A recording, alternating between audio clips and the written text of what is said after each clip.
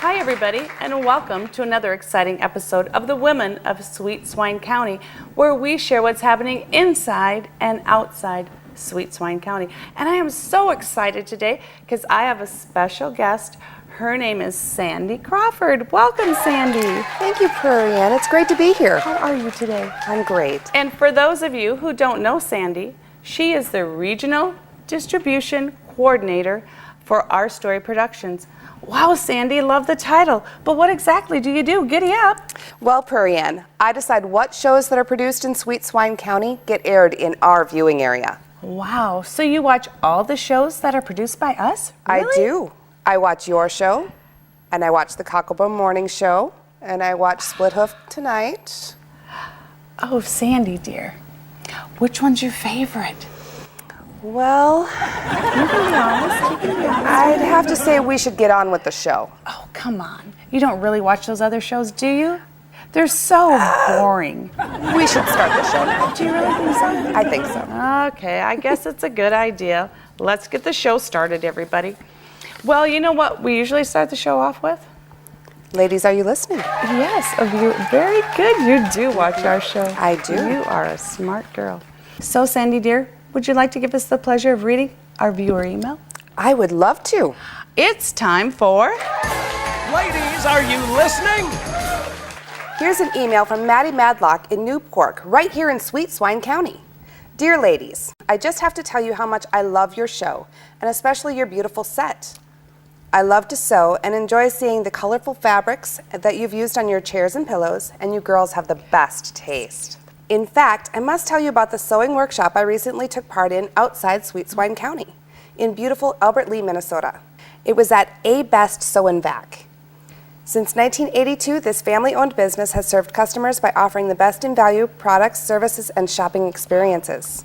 And ladies, they have professionally trained technicians who offer superior service and repair of all brands of sewing machines and vacuums.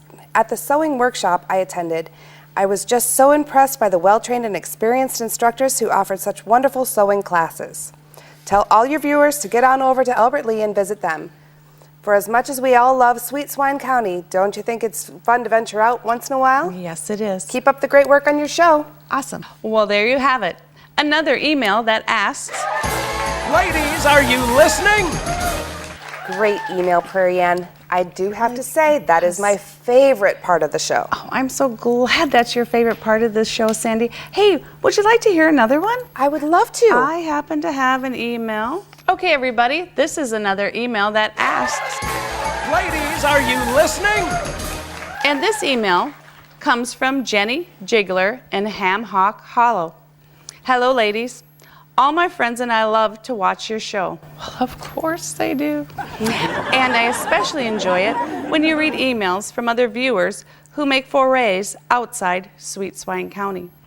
I recently had the hankering to go to Sweet Swine County and make my way to Amboy, Minnesota to do a little junking. I just love antiques, and Amboy's Villager Antiques is absolutely loaded with incredible old treasures. They also have a selection of vintage clothing that's huge fun. Villager Antiques is on East Main Street in Amboy, right across the street from that cute cottage cafe. Just between us girls, in other words, don't tell my husband. I had to buy a few things at Villager Antiques that were begging to come home with me. If you girls or any of our other viewers love antiques as much as I do, I highly recommend that you get over to the Villager Antiques in Amboy, because you'll just die when you see what's all in their store. And there you have it again, another email that asks... Ladies, are you listening? Sandy, what are you doing way over there? Prairie Ann, don't we have guests? Yeah, we do. Should we get to it? I think we should. Yay. Ladies and gentlemen, in the county of Emmett, in the town of Armstrong, welcome Kris and Jay.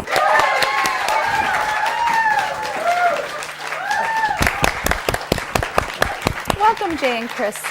So we know you have a business in Armstrong. Can you tell us a little bit about Armstrong? Armstrong's a nice little town, 10 miles south of the Minnesota border. Small community, great place to raise your kids. Everybody knows what they're doing before you do. And great Main Street businesses. And we can provide just about anything you need. Yay. So it's just right outside, a little ways outside of Sweet Swine. What kind of business do you have in Armstrong? We own a local newspaper called the Armstrong Journal. And how long have you had the journal? We've actually owned the Armstrong Journal for 3 years, but I have been employed there for 24 years. Wow. Have you noticed a lot of changes in the last 24 years? Definitely. We went from dark rooms with 35 millimeter film to everything is digital now. Everything's on the computer or on a digital camera. No more film. And is it a daily newspaper or a weekly newspaper? It is a weekly newspaper. A weekly newspaper. Okay. Comes out on Wednesdays. So how is it that you got into that business? Well, I actually came home from college to marry my honey and needed a job, and they were hiring at the paper. So I started off as a proofreader and working at the front desk. Very good. Yeah. Do you want to hear the rest of the story? Yeah. I'd love to. So I was working part-time, and then we put in a printing press to print newspapers right there in Armstrong. And so my boss asked if I wanted to learn how to run the press. I'm always up for a venture. A new so challenge, yeah, right? exactly. Yeah. So we did that. I learned how to run the press. I also learned how to produce 35 millimeter film, black and white photos for the paper in a dark room. And then when we went digital with our cameras and things like that, our scanners, I was instrumental in that. So I just kind of grew along with the business. So do you just print the Armstrong paper, or do you print other papers? As No. long as when I heard you have a printer, I'm like, well, wow, you could kind of expand then, right? Right. We are the central printing plant. We print 21 publications there. So we print papers from like Lake Mills, Iowa, Sac City, Pocahontas, Otabolt. We have a shopper that's down in the Ida Grove area. Wow, so you're busy. We cover, we have a paper in Canton, South Dakota that we publish there. So there's a lot of blood, sweat, and tears that have gone into this. Oh, definitely. Or maybe just blood and sweat, not a lot of tears, or Oh, there's been a few. there's been a few tears. tears. You gotta have those. Definitely. And when you say blood, sweat, that's how we came into the ownership of the papers.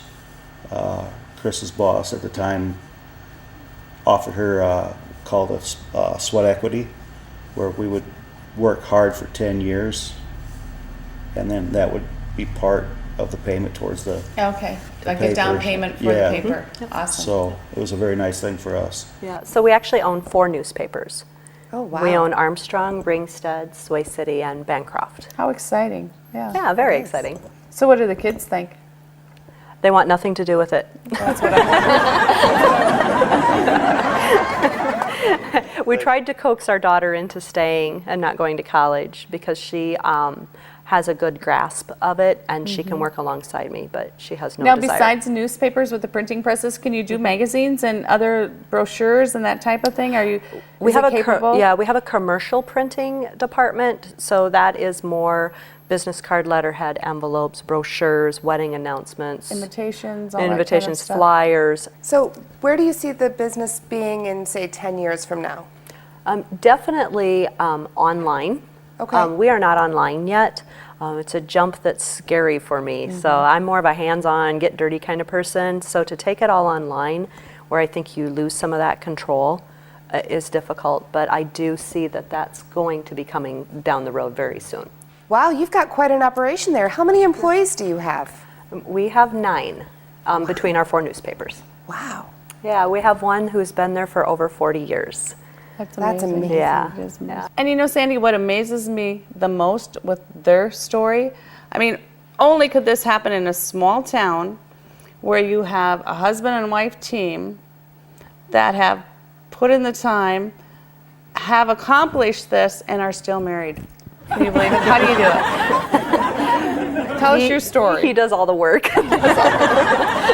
He does the work at home, you do the work at... but it has to be really a cooperative effort in order to have made this thing run as smooth as it has through the years, right? Yes. I mean, that's a story in itself, the Yeah. story behind the story. Yeah, definitely. He's been the one to make sure that the little girl gets pigtails and a tutu on and off to dance class, and everybody's at practice, or the meals are made, He even does laundry, and so yeah, without the effort that he puts in at home, we couldn't have done this. It couldn't happen. No, Yeah. definitely not. The other thing we have is, we do have the agreement, since she is the experienced one at the office.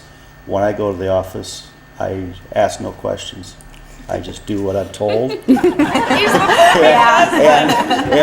I don't have any input unless asked upon. Man, you know what, Jay? You need to write a book. And you know, you got the printing press. Very good. Write that book. Exactly. Yeah. Not a writer. So. Well, you know what, guys? It's been wonderful having you here today.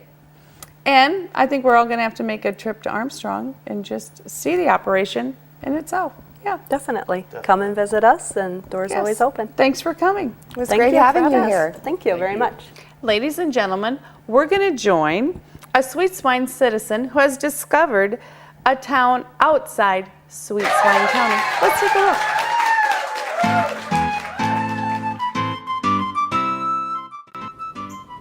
Hey, it is I, Patrick O'Shaughnessy, master storyteller, just making a few notes on a story I've been working on. Recently, as I drove through a town, I felt as though I'd come home. Though I'd never been there before, things looked familiar. It's a town rich with history and a way of life, the envy of all. The name of the town was Emmetsburg. The Irish town of Emmetsburg, Iowa welcomes you to enjoy their community. Listed on the top 100 places to live by Relocate America website, they offer numerous recreational activities including 5 Island Lake, a state park, a recreation area, and 5 city parks. History abounds, including the Palo Alto Historical Museum, Victorian on Main Museum, and the Palo Alto Heritage Center.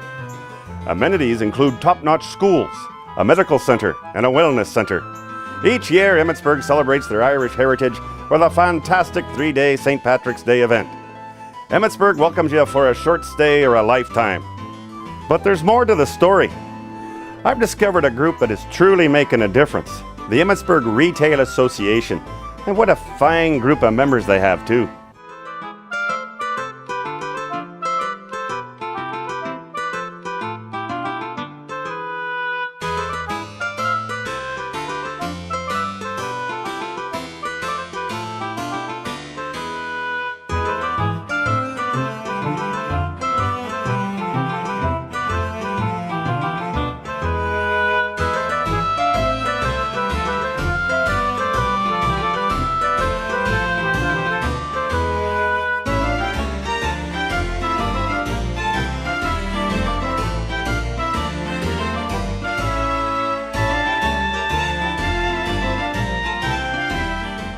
Emmetsburg, Iowa, a beautiful town and the home of 5 Island Lake.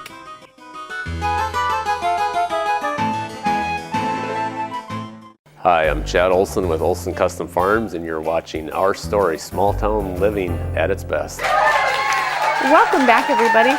And Sandy, they were just incredible guests, Jay and Kris, weren't they? They sure were, Prairie Ann.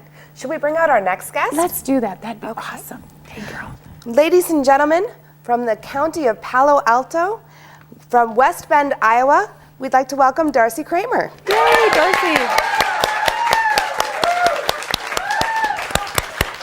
Darcie, we are so excited to have you here today with us. Thanks for coming. Thanks for having me. So, what is the Grotto of the Redemption? Well, the Grotto of the Redemption is a shrine that was built by a Catholic priest, and it's a compilation of 9 different grottos, and we cover over a city block in size, so we're quite large. And each grotto has scenes from the life of Christ, and all of the grottos are made out of different rocks, minerals, and gemstones from all over the United States and around the world. We have the largest compilation of different rocks and minerals from all over the world in one place, so we're very fortunate. So when was the grotto built? When was it built in completion so that people could start touring it? Father Doberstein came to West Bend in 1898. He took that first few years to get the parish going, and they dredged a pond, and so it was 1912 before they started the grotto. But it was 80 years of building, so it was 1990 before the grotto was completed, 1992 in that range. Oh my gosh. My goodness. So when did, like if it was completed in 1990, obviously there was tours to the grotto before that. When was it originally open to the public? Well, Father Doberstein didn't give tours. He spent all of his time building. So the tours didn't start until Father Graving came. He came in 1946. But he spent his 8 years with Father Doberstein learning what he needed to do to complete the grotto. And then Father Doberstein passed away in 1954. So that's when Father Graving took over and he started doing the tours. So it sounds like when you're talking about the building that there weren't that many people involved, or were there a lot of people involved? Was it mostly Father that did all the building to begin with, or did he have help putting the Grotto of the Redemption together? He had very little help. He had one instrumental helper whose name was Matt Sorensi, and he was from West Bend. And so he was the instrumental helper with Father Doberstein. He would drive him around because Father Doberstein wouldn't drive. So he drove the wagon, he drove the truck, and they would collect rocks together, and he was by his side the whole time building. Every once in a while, if he had something really heavy he needed to lift, he'd go down to the bar and he'd ask the guys that were down there to come help him. But most of the time, it was just him doing the building. And I think when you hear that story, I mean, for myself, I've been there a couple times. When you see it, it's just amazing that one person could accomplish that kind of a task. It is very amazing. Yeah. It boggles my mind every day, and I get to see it every day. So, it's such a sight to see. So many different rocks and minerals. People will ask me, how many rocks are there? And I usually say, you start counting and let me know when you're done. Do you have big groups that come down to visit? We do. We have all kinds of sizes. We have hourly tours that you can come take just on your own. You don't need to call ahead or plan. You can just show up anytime between 10 a.m. and 5 p.m. is the start of the last tour. We also have groups that will come. And, anywhere from 20 up to, we had a group last Friday of 150. Wow. So, yeah, now, is any that size. 7 days a week? We do Darcie, give, or is yes. it- Yep. Okay, so you're open like pretty much almost 24/7, it sounds like, right? We 7 sure days are. a week. The grotto is an open structure, so you can come walk around anytime that you'd like. We have brochures that we call our walking tour brochures that you can take and walk through on your own. If you'd like a guided tour, then you would come for those hours from between 10 and 5, Sunday through Sunday, so every day of the week. Now, is it also, are they also able to use it like for reflection, just to go in there and pray and reflect? And is that also part of, I would think that's part of what the grotto is all about also? Definitely. Father Doberstein wanted people to become closer to God by seeing the grotto, and he wanted people to feel God, not just to see. And so that, the grotto is a very moving place to be. And we play some very, wonderful music that's played all throughout. So it's definitely an atmosphere when you come. People say they can feel it. So definitely a wonderful place to come and So contemplate. it's a spiritual experience to be there. Definitely Absolutely. it is, Yeah. yes. The spiritual aspect was definitely first and foremost in Father Doberstein's mind.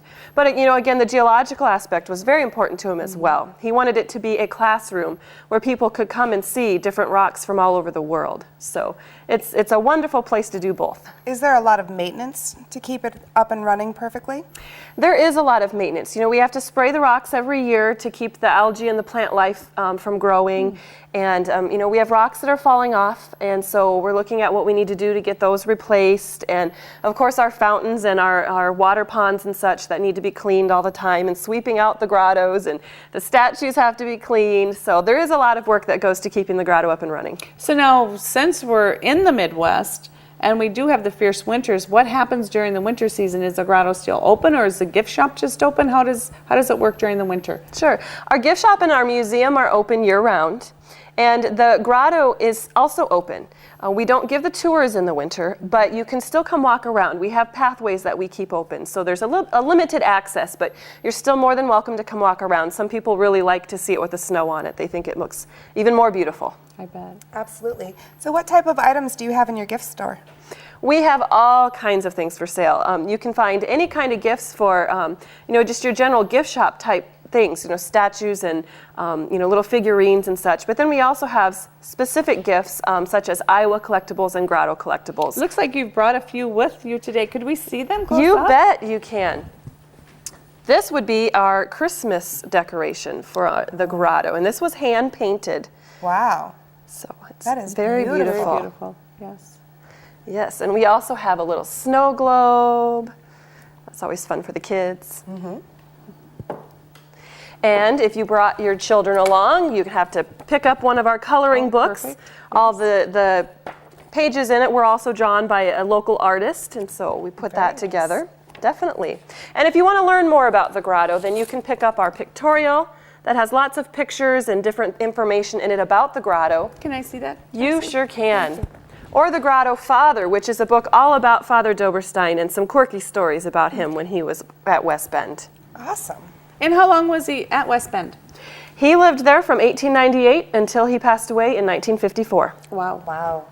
Can we see your t-shirt? You sure can. And I brought t-shirts for both of you ladies as well. Oh, excellent. Thank you. She's so sweet. And guess what? The Grotto Rocks. That is so Everybody in the cute. audience gets a shirt too.